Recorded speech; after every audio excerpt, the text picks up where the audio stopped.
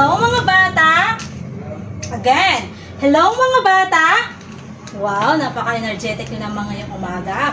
Nag-almusal ba kayo bago kayo pumasok sa school? Opo, teacher. Very good! Kinakailangan bago tayo pumasok sa school ay may laman ang ating mga tiyan. So now, para mas maging energetic pa kayo, let's start our day with a prayer. So hinihiling ko ang lahat na tumayo para sa ating panalangin. Let's bow down our head and close our eyes. In Jesus' name, Amen. Good morning, class. Good morning, teacher. Again, good morning, class. Good morning, teacher. Wow, okay. Bago kayo umupo, pakitignan mo na ang ilalim ng inyong mga upuan. Kung may mga basura ba dito, kung meron man, pakitapon sa tamang basurahan. Okay, sit down, class. So now, before we start for our new lesson, so let's check your attendance first. So say present when your name is called. Naintindihan ba mga bata? Yes, teacher. Very good. So Angel, Present. Ming Ann, Present, ma'am. Julian, Present, ma'am. very good. No one is absent today. So now, meron tayong classroom rules. So, babasahin ni teacher at kailangan niyong makinig. So, unang-una is, pause mo muna. Ano ba yan? Hindi ko pa... Okay, now, meron tayong classroom rules. Babasahin ko, so kailangan niyong makinig. Intindihan ba mga bata? Yes, teacher. Very good. Number 1 is, listen to your teacher when she or he is speaking. So, kinakailangan, kapag nagsasalita si teacher dito sa harap is, kailangan nyong Makinig. makinig at wag. Maingay. Yes, very good. Kinakailangan nyong makinig at wag makinig kay teacher. Very good, mga bata. So, number 2 is, raise your hand if you want to answer or ask something. So, kapag gusto niyo sumagot sa mga katanungan ni teacher or di kaya may mga gusto kayong itanong kay teacher, itaas lamang ang inyong kanang kamay at hindi ang ating mga paa. Malinaw ba mga bata? Yes, teacher. Very good. Okay. So, ano nga ulit ang gagawin kapag gusto niyong sumagot? Anong itataas? Tataas po ang kamay, teacher. Very good. Ang kanang kamay.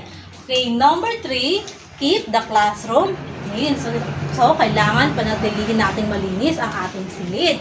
Kapag may nakita tayong basura sa ilalim ng ating mga upuan, kailangan nating pulutin at itapon sa tamang basurahan. Naintindihan niyo ba mga bata? Opo, teacher. Okay, very good. Okay, ngayon, di ba nagbigay ako ng assignment kahapon? Lahat ba kayo gumawa? Yes, teacher. Okay, yung mga gumawa nga, pakipasa nga ang inyong mga assignment. Okay, very good. Okay, ngayon, before we start our new lesson, ano nga ulit ang ating napag-aralan kahapon? May nakakaalala ba sa inyo kung ano yung topic natin kahapon? Anyone? Meron ba? Yes, Sa teacher. atin naman na gustong sumagot? Yes, Andrew.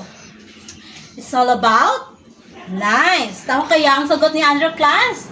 About kaya sa mga lines ang napag-aralan natin kahapon? Yes, very good. It's all about lines. So, sino ang makapagbibigay kung ano yung 3 lines na napag-aralan natin kahapon? Anyone? Pakitaas ng kanang kamay na gustong sumagot. Yes, Yang. Vertical lines. Isa ba kaya ang vertical lines sa 3 lines na napag-aralan natin kahapon? Yes, tama. Very good. So, kapag sinabi natin vertical lines is, paano kaya yung vertical lines, class? Okay, pag ganito.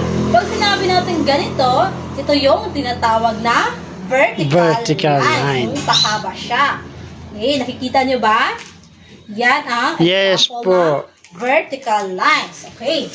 Number 2. Ano naman sa, okay, how about the 2 lines? Bukod sa vertical lines, ano pa yung 2 lines na napag-aralan natin kahapon, class? Bukod kay Yang, meron pa ba nakakaalala? Okay, Lacey. Horizontal lines. Okay, tama ang sagot ni Lacey. Horizontal lines. Okay, paano kaya ang itsura ng horizontal? Okay, ganito ang horizontal lines. So, parang pahiga siya. Nakikita niyo ba, class? Yes Yan ang po, example teacher. ng Opo. horizontal lines. So, and the last one is the zigzag lines. Alam niyo ba kung anong itsura ng zigzag lines, class? Yes, Yes Francis? Paano ang zigzag lines? Pag ganito po, teacher. Pag ganyan? Yes po. No, mali. Ay, Okay, pag sinabi natin yung zigzag lines is, nakikita niyo ba yung mga tahi sa ating damit? So, yan ang tinatawag Yes na po. zigzag lines. Yung parang pag ganyan-ganyan siya. Yung parang kidlat. So, yan ang example ng zigzag lines. So, now, magkakaroon tayo ng activity. So, dito, may ipapakita ako sa inyo. So, ang gagawin nyo lamang is, huhulaan nyo lang or aalamin nyo lang kung anong kulay ang nasa screen. Okay? Naiintindihan ba mga bata? yes po, teacher. Good. Okay. Number 1 is circle. Ano kaya ang kulay ng circle? Ano kaya ang kulay ng circle? Ito ang example, itong picture. Anong kulay nito, class? Kulay red, teacher. Very good. Sa color red. Okay. Number 2 is triangle. So, ano ang kulay ng triangle, class? Kagaya ng damit ni teacher ngayon. Anong kulay to, class? Blue, teacher. Very good, Francis. It's a color blue. So, the last one is the rectangle. So, ano kaya ang kulay ng rectangle? Okay, bukod kay Francis, may iba ka ba na nakakaalam kung anong kulay ang rectangle natin? Itong bag ni teacher. Anong kulay ang bag ni teacher, class? Yellow. Yes, very good, Lizzie. It's a yellow. So, stop na. Tapos na. Hi! Hello! Ayan. So, since naintindihan nyo na ang ating tinalakay kahapon, now let's proceed to our next lesson. But before that, we were going to sing a song. Gusto nyo bang kumanta, class? Okay, very good. Magsipag tayo ng lahat. Okay. So, this song is called Who Am I? Ready na ba kayo, class? Gayahin nyo lamang sa teacher, ha? Okay, very good. We are shapes. You can see us everywhere. I'm a square, you can see me everywhere. I have 4 sides. I'm a square. I'm a circle, I go round and round and round. I have only 1 side. I'm a circle, round and round. Okay. What have you noticed to our song? Yes, Kevin. Okay, very good. It's about shape. What else, class? Yes, Kirby. Yes, very good. So, class, the shape that you identified, class, is called the 2-dimensional shape. Do you have any idea about the 2-dimensional shape, class? Okay, wala. So, in that case, makinig na mabuti kay teacher, ha, because we were going to discuss the 2-dimensional shape. But before that, kindly please read our objectives.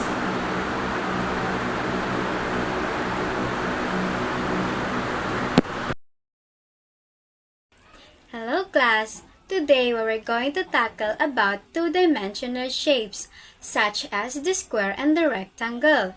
Okay, let's proceed. Class, what shape is this? Very good. It's a square. What did you notice about this shape? Very good. It has sides and corners. Okay, class, how many sides of this shape? Very good. 4 sides. Okay, let's us count together. 1, 2, 3, 4. 4 sides of these shapes. How about the corners? Very good. 4 corners. Okay, let us count again. 1, 2, 3, and 4. 4 corners of these shapes. Okay, class, listen. This square has 4 sides, 4 corners, and it's the same length. What shape is this, class? Very good. It's a square. Okay, let's proceed to another shape. Okay, class. What shape is this? Very good, Rosie. It's a rectangle. What did you notice about these shapes? Very good. It has corners and sides also. But, very good. Rectangle has two opposite sides. Okay, class, how many sides of this rectangle? Very good, Anna. 4 sides. Okay, let us count together. 1, 2, 3, and 4. 4 sides of the rectangle.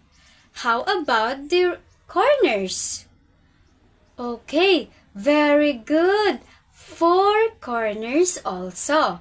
Okay, let us count. 1, 2, 3, and 4. 4 corners of the rectangle. Class, the rectangle has two opposite sides. These sides and these sides. Class, what shape is this again? Very good, rectangle. Class, these two shapes are example of two-dimensional shapes. Did you understand our lesson for today, class? Very good. I hope you learned a lot in our math subject for today. Hello mga bata! May naintindihan ba kayo sa itinalakay ni teacher kanina? Okay, magaling! So now, let's do an activity. This activity called Connect Me. I will group you into 2 groups. This will be the group 1 and this will be the group 2. So ang gagawin ninyo class, maibibigay si teacher ng bond paper at doon nakalagay ang mga dots. So ang gagawin niyo is i-connect niyo siya until you form a shape. Naintindihan ba class? Okay, magaling! So I will give you 5 minutes to do the activity. Okay, class. Before we proceed to our quiz, let's have a review first about the lesson today. Okay, can you give the 2 examples of two-dimensional shape, class? Okay, very good. The 2 examples of two-dimensional shape are rectangle and square. And how about how many sides of the square? Okay, Emon? Very good. The square has a 4 side. And how many corners of the rectangle? Okay, Anna? Okay, very good. The rectangle has a 4 corners. Ang gagaling naman ng mga students ko ngayon. And now, do you understand the lesson, class? Okay, very good. I think you are ready for our quiz. Okay, class, since you already understand the discussion, I want you to get 1/2 sheet of papers and you're going to answer the activity on the board. So, you're going to encircle the right object based on the shapes given. Did you get, class? Okay. Ang gagawin niyo mga bata ay bilugan niyo ang magkaparehong hugis na binigay. Naintindihan niyo ba? Okay, bibigyan ko lamang kayo ng 15 minutes para tapusin ito. Okay. Are you done, class? Okay, pass it forward. Okay, class. Ngayon, atin nang sasagutin ang ating activity. Sinong gustong sumagot sa number 1? Yes, Emma. Okay, very good. Sinong gustong sumagot sa number 2? Sige, Glenn, ikaw. Okay, very good. Magagaling. For your assignment, you are going to identify the two-dimensional shapes. Draw and write the numbers of the sides and corners. Naintindihan niyo ba mga bata? Okay, magaling. Tapos na ba kayo, class? Okay. Everybody stand up.